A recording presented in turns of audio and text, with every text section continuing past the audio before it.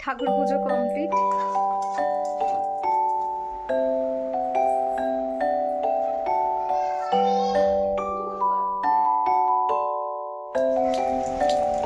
Chowmein করেছিলাম।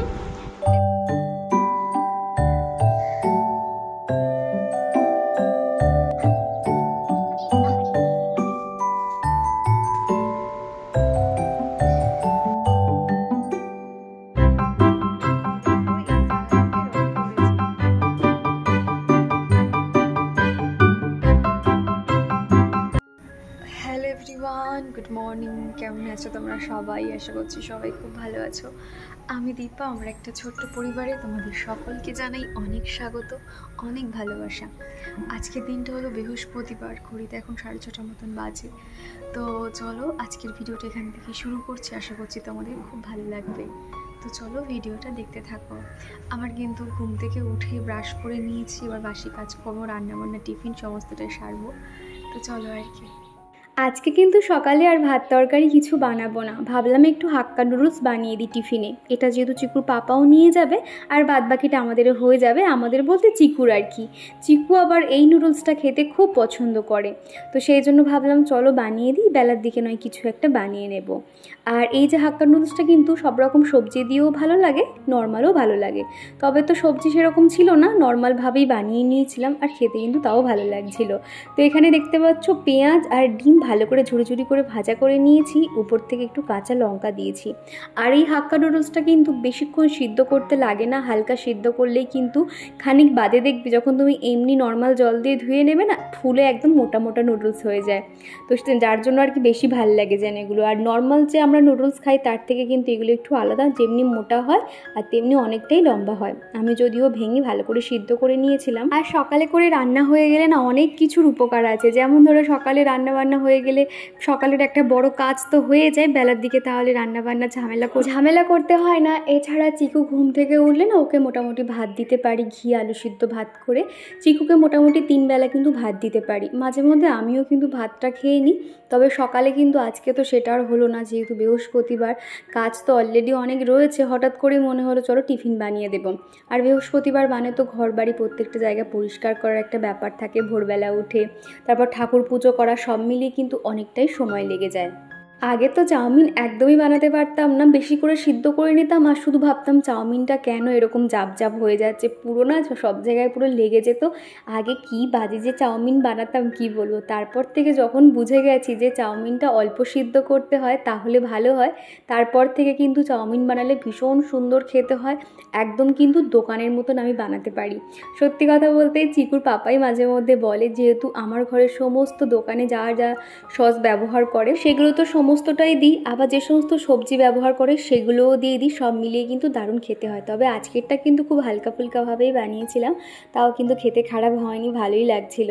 তো যাই হোক, আমি এইদিকে দেখতে পাচ্ছ 2টো চামচের সাহায্যে এইভাবে আর কি ভালো করে মিক্সড করে নিচ্ছিলাম, উপর থেকে যেহেতু সমস্ত রকম মশলাপাতি দিচ্ছিলাম তো সেই কারণে। ওদিকে কিন্তু ভাতও বসিয়ে দিয়েছি, ভাবছি তাহলে চিকুকে বেলার দিকে ভাতটাও দিয়ে দেবো সেই কারণে। আর এই যে উপর থেকে দিয়ে দিচ্ছি কোরিয়ান টমেটো সস। তোমরা বাড়িতে যারা স্পাইসি খাবার সব সময় বানাও তাদেরকে বলবো এই রকম একটা সস রেখে দিও, তোমার খাবারের ফ্লেভারটাই চেঞ্জ হয়ে যাবে, এত সুন্দর খেতে না। একটুখানি ঝাল যদিও, যখন এরকম খাবার দিই, যেমন ধরো রুটি বানিয়ে দিলে একটা হার্ট শেপে ছোট্ট রুটি বানিয়ে দিই, সস দিলে এরকম হার্ট শেপে দিয়ে দিই, এইরকম করতে থাকি জানো তো, যেগুলো আমার মনে হয় ভালো লাগে। কিংবা যখন আমি কোনো রকম স্যালাড দিই শশার মধ্যেও হার্ট শেপে দিয়ে দিই, তাহলে লাঞ্চ টাইমে যখন সে খাবারটা বার করবে তার মুখে একটা স্মাইল চলে আসবে। তো যাই হোক, আমার ছোটোখাটো পাগলামি আমি এরকম করতেই থাকি সবসময়, সেগুলো ক্যামেরা বন্দি করা হয় না যদিও। আর এদিকে এসে দেখলাম চিকু ঘুম থেকে উঠে পড়েছে। আজকে কিন্তু সকাল থেকে বেশ একটা ঝলমলে রোদ, মনে হচ্ছে সারাদিন আজকে আর বৃষ্টি হবে না। তো চিকু ঘুম থেকে উঠে পড়লে ওর সঙ্গে একটু খুনসুটি করতে হয়, হুড়োহুড়ি করতে হয়। তো দেখো, ও উঠে আমি যেই ওদিকে মশারিটা রাখতে গেছি এসে দেখছি ও এখানে লুকিয়ে আছে।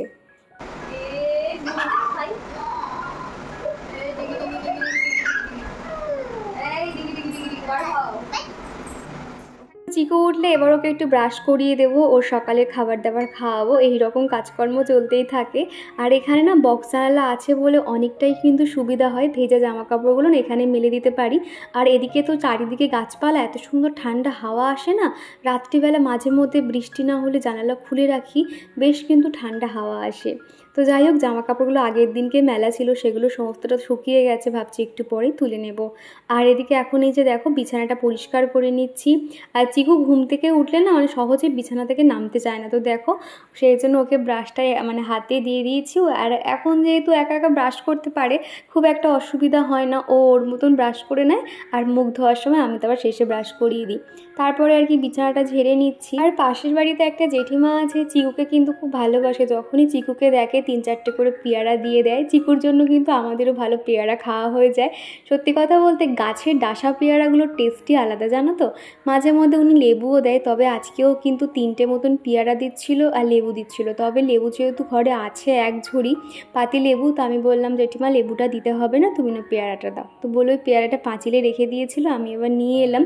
চিকুকে যখনই দেখে এরকম দেয়, বলে চিকুর বয়সে কিনে ওনার একটা নাতি আছে, সেই জন্য ওকে খুব পছন্দ করে। তো যাই হোক, চিকু এখন ওদিকে দাঁড়িয়ে দাঁড়িয়ে ওই জেঠিমার সঙ্গে বকবক করছে, আর এদিকে আমি এখন বিছানাটা পরিষ্কার করে নিচ্ছি। আর আগের ভিডিওতে টুকটুকি দাস বনু কমেন্ট করেছো যে দিদি ভাই তোমার ভিডিও আমার খুব ভালো লাগে, তোমার ভিডিও শুরু থেকে শেষ পর্যন্ত দেখলাম, আমি মুর্শিদাবাদ থেকে তোমার ভিডিও দেখছি। তো থ্যাংক ইউ গো বনু, এইভাবে পাশে থেকো। প্রথমবার তোমার কমেন্ট পেয়ে বেশ ভালো লাগলো। আর তনয়া বিশ্বাস বলেছো তোমার ভিডিও দেখতে আমার খুব ভালো লাগে, তোমার ভিডিও একদিন না দেখতে পারলে মনটা খুব খারাপ হয়ে যায়, সবসময় এইভাবে ভালো থেকো, সুস্থ থেকো। তো থ্যাংক ইউ গো তনয়া, তোমাকে অনেক ভালোবাসা এত সুন্দর একটা কমেন্ট করার জন্য, এইভাবে পাশে থেকো। আর চিকু যেহেতু সারাক্ষণ বিছানাতে বসেই খেলে, তো সেই জন্য আমি একটু মাদুরটা পেতে দিলাম, তা না হলে না সমস্ত খেলনা এখানে লাইন দিয়ে খেলতে থাকে।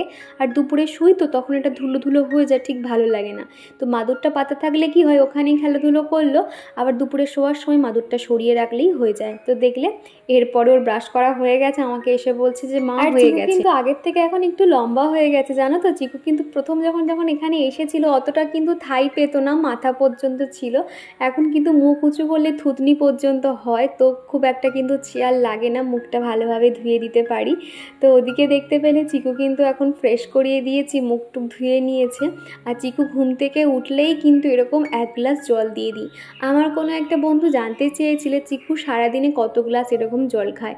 চিকু কিন্তু প্রচুর জল খায়, 8 থেকে 9 গ্লাস এরকম জল খায়। মানে মাঝে মধ্যে কি হয়, মানে ও নিজে থেকে কিন্তু জল নিয়ে খেয়ে নেয়, তবে আমি যদি ওকে মোটামুটি আধ ঘন্টা অন্তর অন্তর এরকম জল দিয়ে দিই, তো তাহলে কিন্তু মানে খুব সহজেই কিন্তু জলগুলো খেয়ে নেয়, কিছু বলতে হয় না। আর বাচ্চারা যেহেতু মানে যখন যে খাবার পায় সেটা খেয়ে নেয়, তো আর ঠিকঠাকভাবে কিন্তু জলটা না খেলে গ্যাসের সমস্যা হতে পারে, তারপর কিন্তু ওদের পেট ব্যথাও হতে পারে। তো সেই জন্য জলটা দিলে কি হয়, ওই সব দিকে অত চিন্তা করতে হয় না। ওদিকে বিছানায় পেয়ারাটা দেখতে পাচ্ছ, ওই যে বললাম না জেঠিমা পেয়ারা দিয়েছিল, তো একটা আমি ফ্রিজে রেখে দিয়েছি আর একটা বিছানাতে ওইভাবেই রয়েছে। সব পেয়ারাগুলো রেখে দিলে চিকু আবার কান্নাকাটি করবে, সেই কারণে আর কি। তো চিকু সকালে উঠতেই কিন্তু জল বিস্কুট দিয়ে দিই, একদম সেই ছোট থেকে। চিকুর 6 মাস বয়স থেকে ওই যে সকালে জল বিস্কুট দেওয়া ধরেছি এখনও পর্যন্ত। কি জানো তো, ওই দুধ টুধ দিলে কি হয়, চিকুর গ্যাসের মতন সমস্যা হয়, যার জন্য সকালে জল বিস্কুট দিয়ে বাদবাকি অন্য খাবার দিই। তো বেলার দিকে ওই আলু সিদ্ধ ভাত একটু ঘি দিয়ে মাখিয়ে দেবো, আর এখন ওকে বিস্কুটটা খাইয়ে বিছানাতে রেখে দিয়েছি। তারপর আমি স্নানে গেছিলাম, আমার স্নান টান হয়ে গেছে। বৃহস্পতিবার করে তো ঠাকুর ঘরে অনেকটা সময় দিতে হয়, তো সেই জন্য চিকুর পাপা সকালে যাওয়ার আগে ঠাকুরের বাসনগুলো সমস্তটাই মেজে দিয়েছিল। তা না হলে না ওই বৃহস্পতিবার হলে ঠাকুরের ঘট ঘণ্টা অনেক কিছু পুরো একটা বাটি ভর্তি বাসন মানে হয়ে যায়, তো মেজে দিলে না সুবিধা হয়। বৃহস্পতিবার করে না আমার শাড়ি পরতে ইচ্ছে হয়, তবে আজকে না একটু তাড়াহুড়োর মধ্যে রয়েছি বলে সেই জন্য ভাবলাম যে থাক, আজকে আর শাড়ি নাইবা পরলাম। তবে শাড়ি পরে তোমরা যেরকম দেখো আমি খুব ফটাফট কাজ করছি, কিন্তু আদৌ অতটা নয়। শাড়ি পরে কাজ করতে সত্যি অসুবিধা হয়, যারা প্রত্যেক দিন পরে তাদের ব্যাপারটা আলাদা, তবে আমি তো সবসময় আমার শাড়ি পরা হয় না।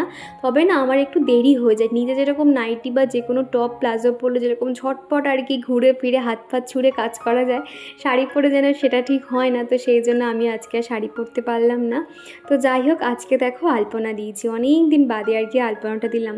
খুব একটা কিন্তু মানে ভালো করে দিতে পারিনি, তাড়াহুড়োর মধ্যে যতটুকু পেরেছি সেই দিয়েই করে দিয়েছি। এখনও পর্যন্ত শোকায়নি যদিও। তো মোটামুটি লক্ষ্মীর পায়ের ছাপ এই সাইড থেকে দিয়েছি। যদি সময় থাকতো ঘরের প্রত্যেকটা দরজার সামনে সুন্দর করে আলপনা দিতাম, তবে ওই যে বললাম তাড়াহুড়ো করেই দিচ্ছি, তো সেই জন্য শুধু ঠাকুর ঘরের সামনেটাই দিতে পেরেছে, আর কোথাও দেওয়ার আর সময় পাইনি। তো যাই হোক, এখন এই যে মঙ্গল ঘরটাকে সুন্দর করে সাজিয়ে নিচ্ছি। সবসময় না স্বস্তিক চিহ্নটাই একই রকমভাবেই দিই, কেননা আমি না অনেকে দেখবে স্বস্তিক চিহ্ন অনেক রকমভাবে দেয়, তবে আমি এটার থেকে আর অন্যরকম স্বস্তিক চিহ্ন না ঠিক একটা পারি না, তো এটাই আর কি শর্টকাটে দিয়ে দিই। আর এখন এই যে আমের যে পল্লবটা আছে সেটার মধ্যে সিঁদুরের ফোঁটাগুলো দিয়ে দিচ্ছি। আমের পল্লব কখনো 5টা কিংবা কখনো 7টা দিই, কেননা 7টা দিলে কি হয় অনেকটা ছড়িয়ে থাকে, তো দেখতে বেশ ভাল লাগে। আর যেহেতু একটা সপ্তাহ থাকে, ওই 5টা পাতা থাকলে কি হয় শুকিয়ে না একদম মানে ছোটো মতন হয়ে যায়, দেখতে অতটা ভাল লাগে না। তো 7টা দিলে কি হয় অনেকটা বড় হয়ে থাকে, দেখতেও বেশ ভাল লাগে। আর আগের দিনের ভিডিওতে তোমরা দেখিয়েছিলে আমি যেহেতু রান্নাঘরটা পরিষ্কার করেছিলাম, তো সেখানে ভাগ্যশ্রী আমাকে কমেন্ট করেছিলে আজকে তোমার এই যে রান্নাঘরের কন্টেনার পরিষ্কার করা দেখে আমিও আমার রান্নাঘরটা সুন্দর করে পরিষ্কার করলাম। তো থ্যাংক ইউ গো ভাগ্যশ্রী, বা শুনে বেশ ভালো লাগলো। আমরা না এরকম মেয়েরাই দেখবে যখন দেখি অন্য কেউ তার নিজের সংসারটা সুন্দর করে গোছাচ্ছে, তখন কিন্তু আমাদেরও ইচ্ছে হয় বলো যে আমাদেরও সংসারটা এরকম সুন্দর করে গুছিয়ে রাখবো। সত্যি কথা বলতে আমার খেয়ে দিয়ে তো অত শান্তি লাগে না, আমার সবথেকে বেশি শান্তি লাগে যখন দেখি যে হ্যাঁ আমার ঘর রান্নাঘর সব প্রত্যেকটা জায়গা টিপটপ হয়ে আছে, সমস্ত কাজই হয়ে গেছে, তখন যে কি শান্তি লাগে কি বলবো। তখন মনে হয় যে আমার কোথাও ঘুরতে নিয়ে যেতে হবে না, আমি আমার ঘরেই শান্তিতে থাকতে পারবো, এই রকম একটা মনে হয়। আর এদিকে না আমি ফার্স্টে ঠাকুরের থালা দিয়ে তারপর আমি প্রসাদ দিতাম, তবে আমার কোনো একটা বন্ধু বলেছিলে যে দিদিভাই তুমি যখনই ঠাকুরের পুজো করবে ঠাকুরের গ্লাস আগে দেবে তারপর ঠাকুরের খাবার দেবে, তো সেই রকমই আর কি ভুলে গেছিলাম বলে আমি আবার শুরুর থেকে গ্লাস দিলাম, তারপর ঠাকুরের প্লেট দিয়ে ঠাকুরের প্রসাদটাও দিলাম। তো যাই হোক, আজকে তো বৃহস্পতিবার, আজকে কিন্তু অনেক ফুল ফুটেছিল গাছে জানো তো, তবে আজকে তো সেরকম আমি আর ফুলটা সকাল মানে তোলা হয়নি, উপরে যে বৌদি ছিল উনি ফুল তুলেছে আর কি। তবে আগের থেকে কিন্তু ফুলটা অনেকটাই দেখছি কমে এসছে, আসলে মানে গাছে না কি ধরনের একটা পোকা হয়েছে, সমস্ত ফুলগুলোকে খেয়ে ফেলছে, যার জন্য মানে ফুলগুলো নষ্ট হয়ে যাচ্ছে। বৌদিও সেটাই বলছিল যে এত পরিমাণে পোকা হয়েছে গাছের ফুলগুলো ফুটতেই দিচ্ছে না, বিশেষ করে জবা ফুলগুলো তো একদমই নষ্ট করে ফেলছে।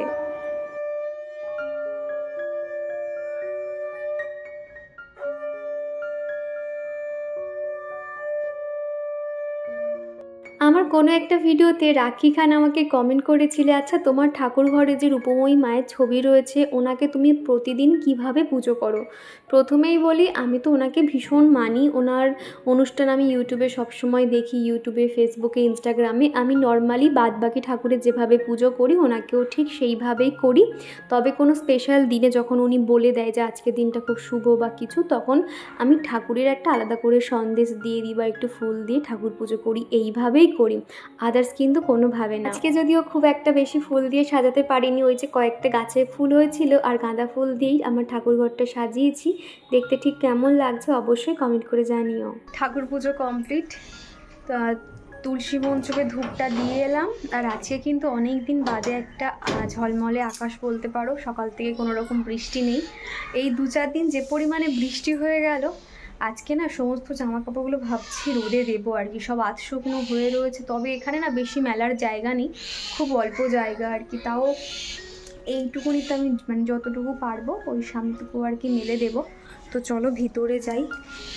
সকাল থেকে কিছুই খাইনি, ভীষণ খিদে পেয়ে গেছে, সকালে যেহেতু চাউমিন করেছিলাম তো সেটা রয়েছে, ওটা আমি এখন খেয়ে নেব। ঠাকুরকে যেহেতু খেতে দিয়েছি ঠাকুরের প্রসাদটা উঠিয়ে নেব, তারপর আর কি খাওয়া দাওয়া। তো চলো দেখি চিকু কী করছে।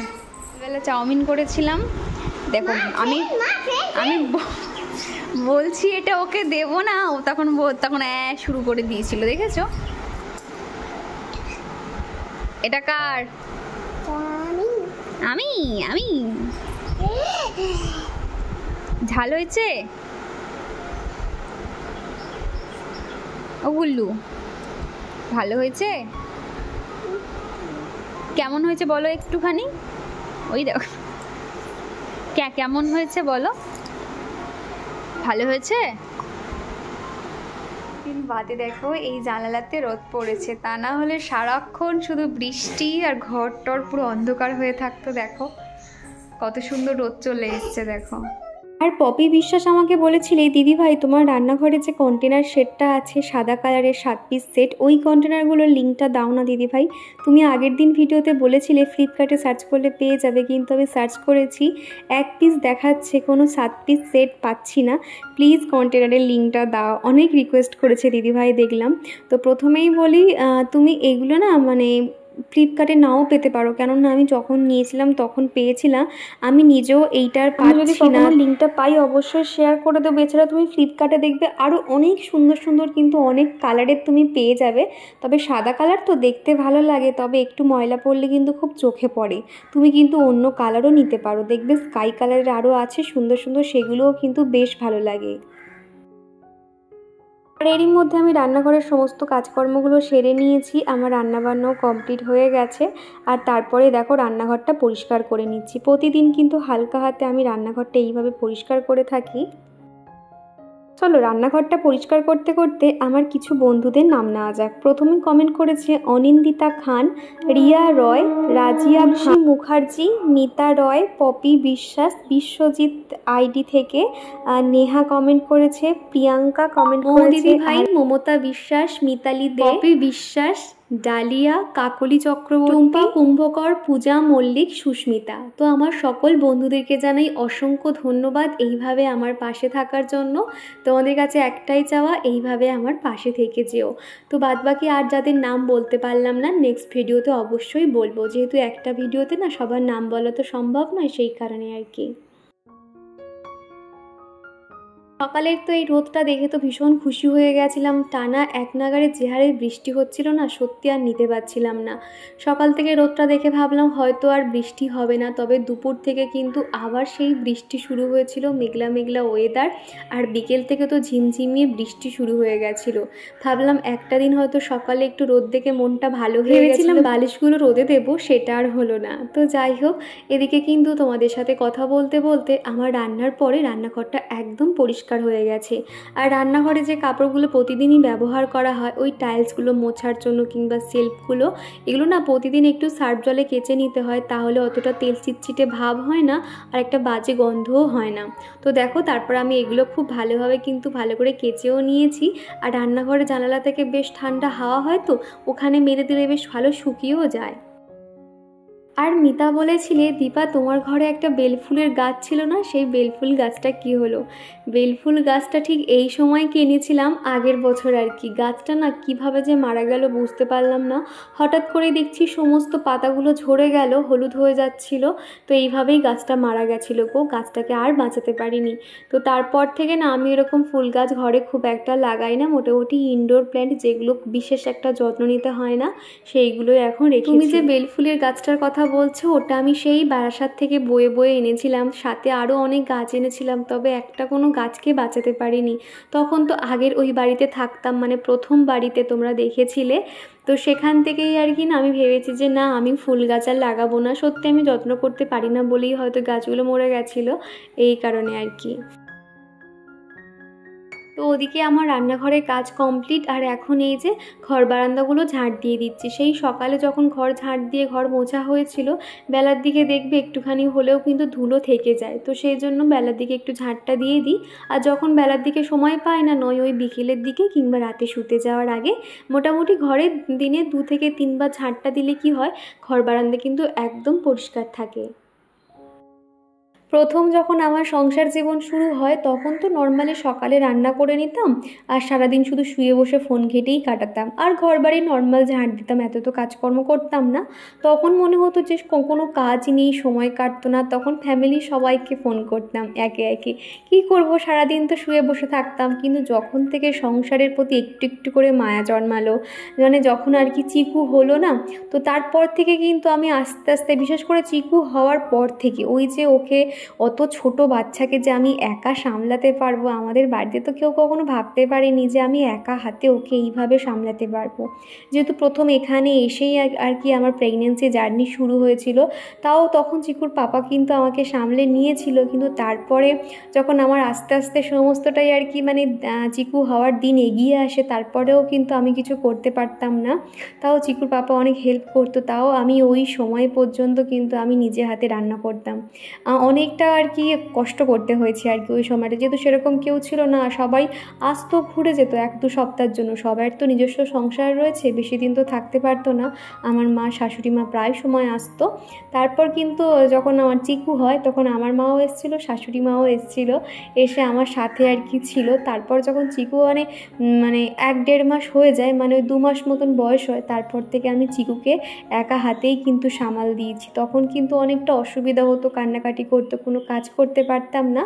তখন তো আর তখন ভিডিও কোনো কিছুই করতাম না, সারাদিনে মোটামুটি তখন যেন সময় কাটতেই চাইতো না। আর এখন দেখো যেই সংসারের কাজে নিজেকে এতই ব্যস্ত রাখলাম, তখন আর সময়ই পাই না। তো যাই হোক, সত্যি কথা বলতে এই সংসার জীবন কিন্তু বা আমার সংসারটা কিন্তু তিলে তিলে আমি সুন্দর করে সাজিয়েছি। আর এই সংসারের প্রতি আমার অগাধ মায়া, তো সেই জন্য না সংসারে থেকে থেকে এমন হয়ে গেছে একটা কোথাও না যাওয়ার ইচ্ছে হয় না, তবে ওই যে গেলে আবার আসতে ইচ্ছে হয় না। আর এদিকে তোমাদের সাথে কথা বলতে বলতে আমি কিন্তু অনেক কাজই সেরে নিয়েছি। এর মধ্যে কিন্তু দুপুরের খাওয়া দাওয়াও কমপ্লিট, চিকুকে বিছানায় তুলে দিয়েছি। আর এই যে দুপুরে শুতে যাওয়ার আগে সবসময় জানালাগুলো বন্ধ করে দিতে হয়, পাশে যেহেতু বাগান আছে না, প্রচণ্ড মশা চলে আসে, সেই কারণে আর কি। আর দুপুরে প্রতিদিন চেষ্টা করি ভাত খাওয়ার পরে একটা করে ফল দিতে। তো চিকুকে এখন একটা ওই যে আম কেটে দিয়ে এলাম, আর এখন এই যে জানালাগুলোকে বন্ধ করে দিচ্ছি। মোটামুটি সব জায়গায় দরজা জানালা বন্ধ করতে কিন্তু অনেকটাই সময় লেগে যায়। এমনিতে ভালো, কিন্তু মানে প্রচণ্ড পরিমাণে আলো বাতাস আসছে। আগের বাড়িটাতে যেরকম আর কি খুব একটা আলো আসতো না, খুব মানে অন্ধকার অন্ধকার, তবে এখানে কিন্তু সেরকম নয়। আর এই যে দেখো বিকেল থেকে মুষলধারে আর কি শুরু হয়েছে বৃষ্টি। তো যাই হোক, চলো আজকের ভিডিওটা এখানেই শেষ করছি। ভিডিওটা তোমাদের কেমন লাগলো অবশ্যই কমেন্ট করে জানিও। ভিডিওর কোনো অংশ ভালো লেগে গেলে একটা লাইক করে দিও। আবারও দেখা হচ্ছে এরকমই একটা কোনো সুন্দর ভিডিওর সঙ্গে। ততক্ষণে সবাই ভালো থেকো, সুস্থ থেকো।